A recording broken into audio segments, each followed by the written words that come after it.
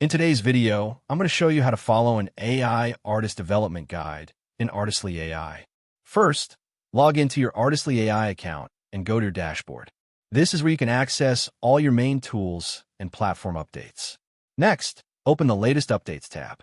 This section includes the newest features, improvements, and also guided learning materials for AI artist development. After that, select the AI Artist Development Guide from the Updates list. You'll be taken through structured steps that help you improve your prompt writing, style selection, and overall image creation skills. As you go through the guide, make sure to follow each step inside the platform by generating images and testing different settings in real time. This helps you not only understand the process, but also develop your own creative workflow using Artistly AI. And that's how you can follow an AI artist development guide in Artistly AI. Thank you for watching this video.